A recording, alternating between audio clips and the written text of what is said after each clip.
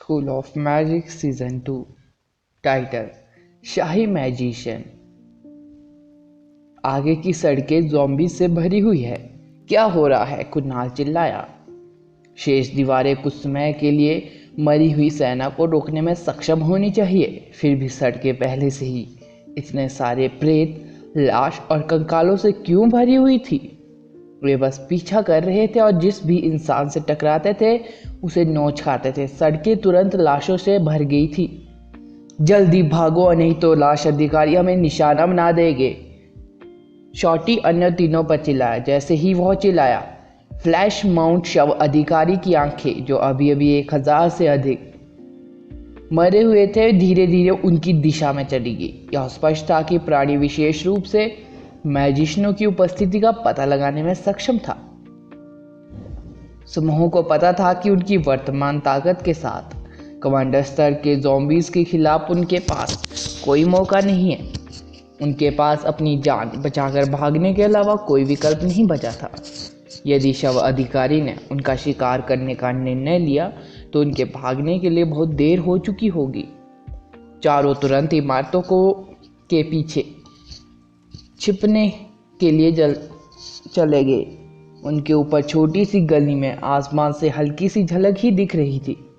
वे अभी भी बरसाती आकाश में तेजी से भागते हुए शहर की गहराई में फेंके जा रहे फ्लैश माउंट शव अधिकारियों की एक झलक देख सकते थे। यदि फ्लैश माउंट शव अधिकारियों में से प्रत्येक कुछ ही मिनटों में 1000 से अधिक मरे हुए लोगों को अपने अंदर ले जाने में सक्षम होता तो मरे हुए लोग शहर के हर कोने में भर जाते। मंजर बिल्कुल भयानक था। मैजिशियनों को भी चूहे की तरह भागना पड़ा। यह कहना अतिशयोक्ति नहीं होगा कि प्राचीन राजधानी खत्म होने के कगार पर थी। बारिश जारी रही, लेकिन भीतरी शहर पर मंडरा रहे विशाल सुनहरे अवरोध ने बारिश की बूंदों का कोई प्रतिरोध नहीं किया। यह प्राचीन राजधानी की ऐतिहासिक इमारतों को कवर करते हुए सड़कों पर गिरता रहा। शहर के मध्य में एक घंटाघर खड़ा था। प्रकाश की एक सुनहरी किरण उसके आकाश की ओर उठ रही थी, जो ऊपर छतरी की तरह खुलने वाले सुनहरे अवरोध की रोशनी ठीक भीतरी दीवारों की परिधि पर गिरी। इसके अलावा दीवारों के चारों कोनों पर लाइट संरचनाएं भी थी जो उसे सहारा दे रही थी। भीतरी शहर का प्रवेश द्वार खुला था।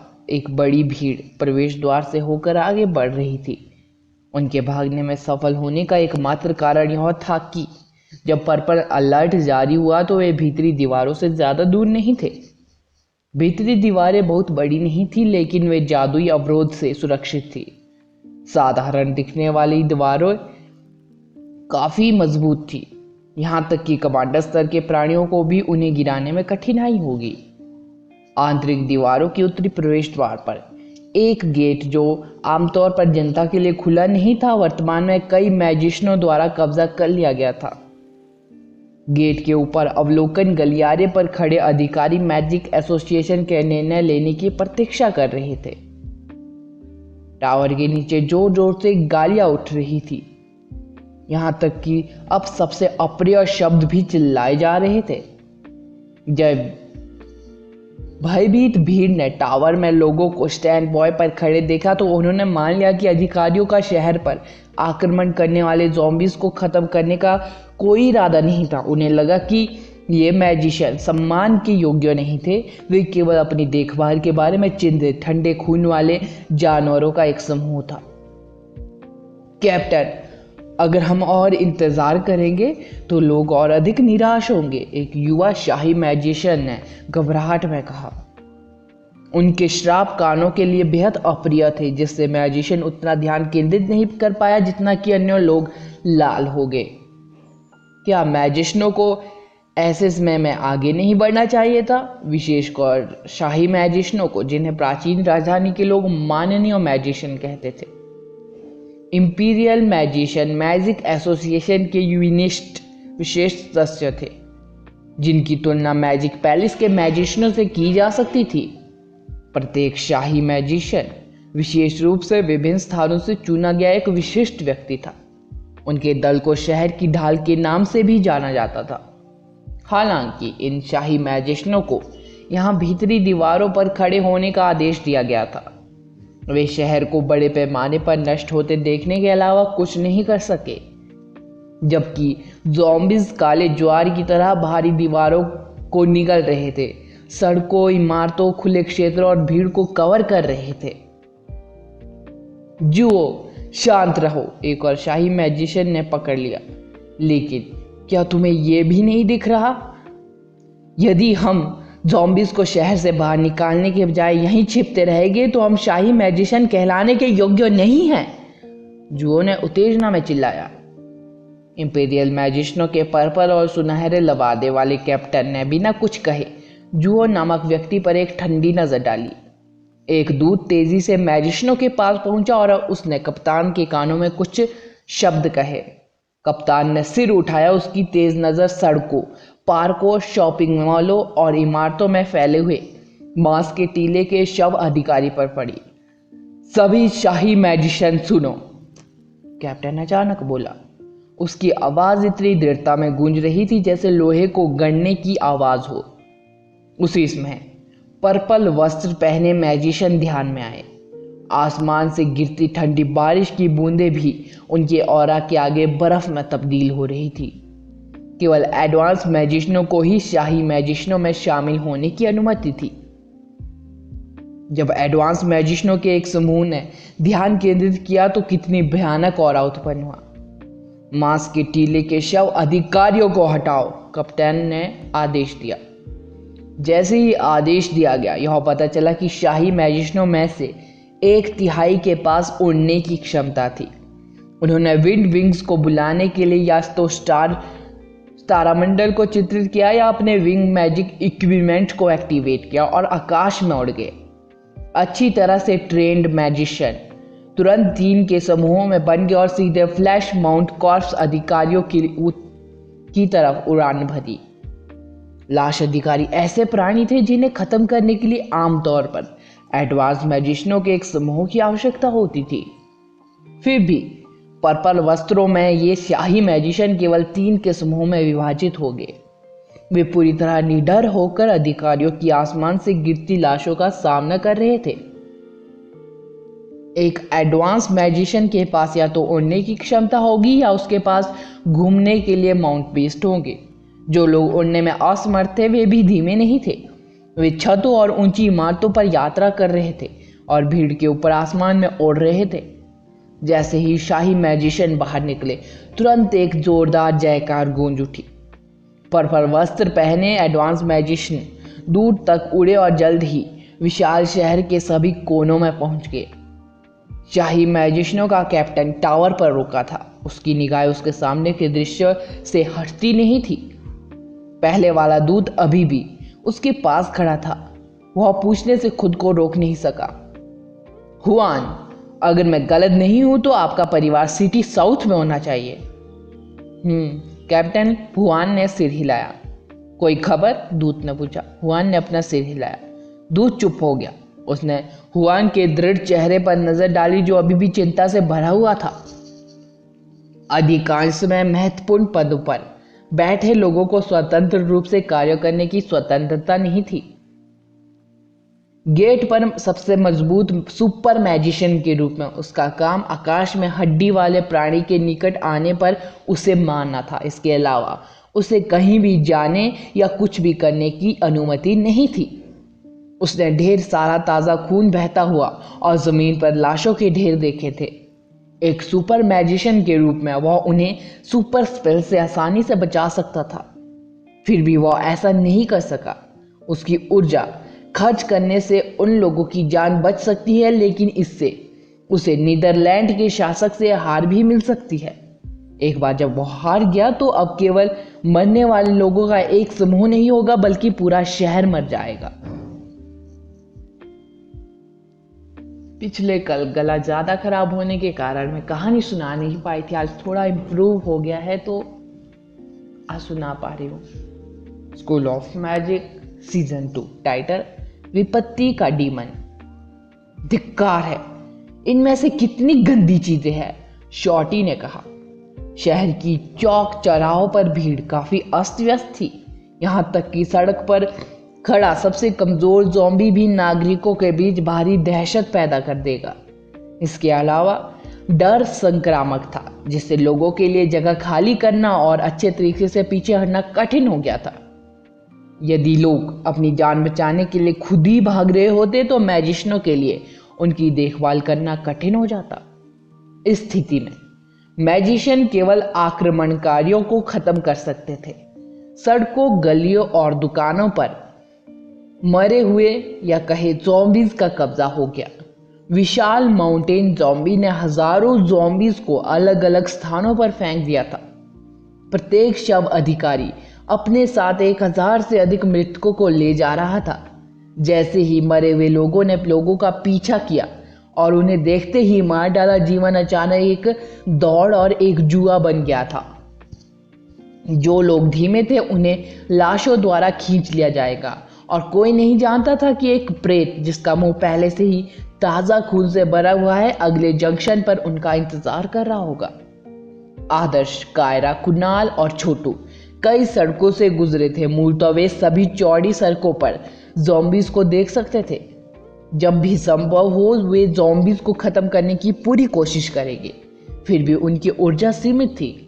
अधिकांश समय जब वे बड़ी संख्या में लोगों को शिकार बना रहे होते थे तो उनके पास ज़ॉम्बीज के संपर्क से बचने के अलावा कोई विकल्प नहीं होता था।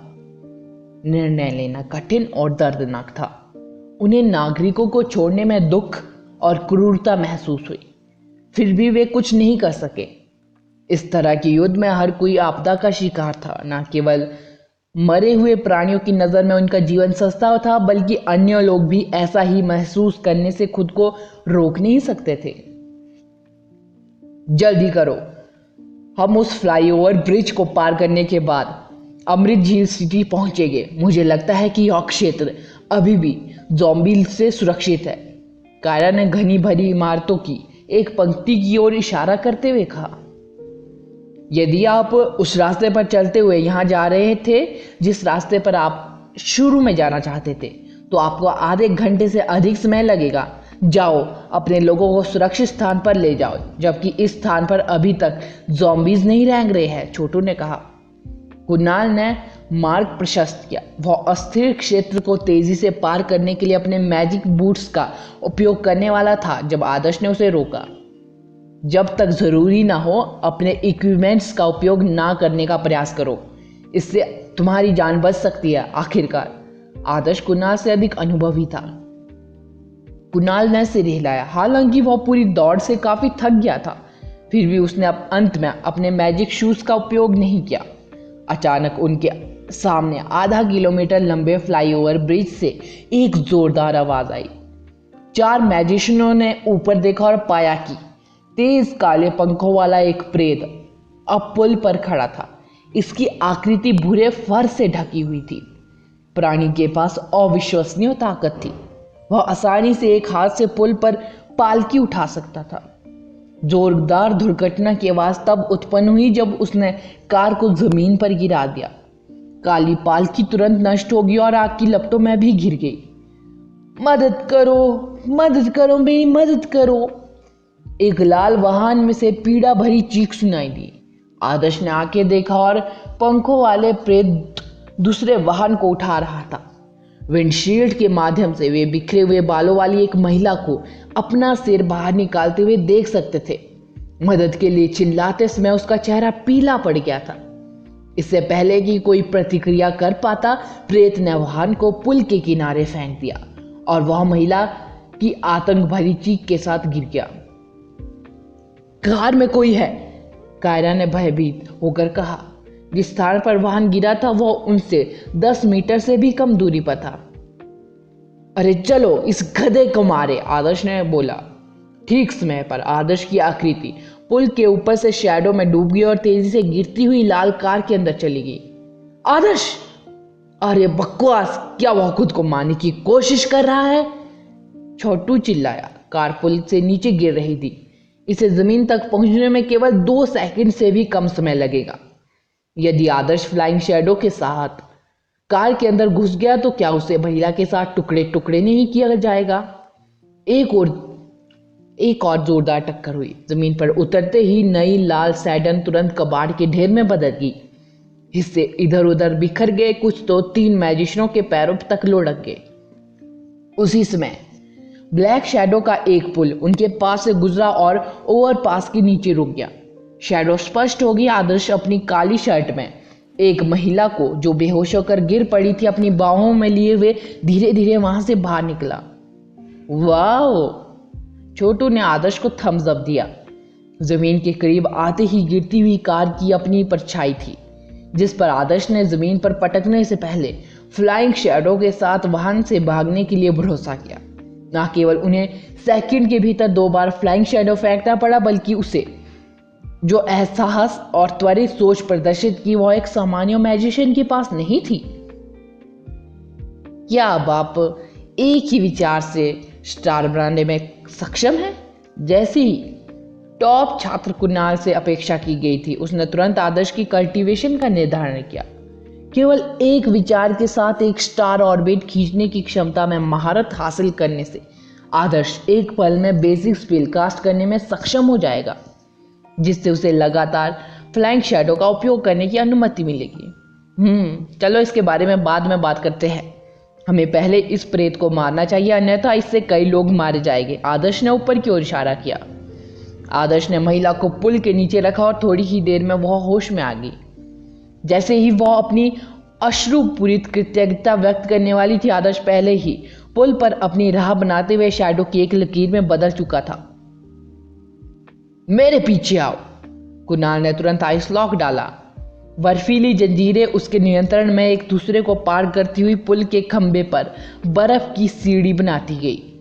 कायरा और छोटू ने सीढ़ी पर चढ़कर कुणाल का पीछा किया। आदर्श के पीछे गए, जो पुल के टॉप पर पहुंच गया था। वह आपदा का डीमन है। यह चमगादड़ की तरह अंधेरे में छिपना पसंद करता है और अपने शिकार के ऊपर हवा में उड़ता है, जिससे उसके लक्ष्य के सिर में एक बड़ा छेद हो जाता है।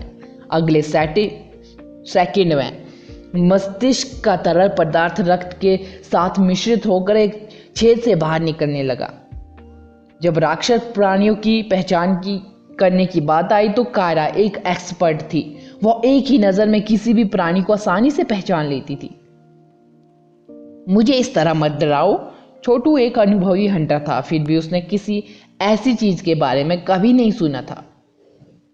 किसी भी तरह बस अपनी सावधानी रहे। यह छाया हुक की तरह अचानक आगे की ओर बढ़ जाएगा। एक बार जब यह आपके सिर को छू जाए तो आप मर जाएंगे।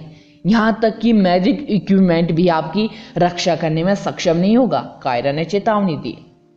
आदर्श ने कायरा की सलाह भी सुनी।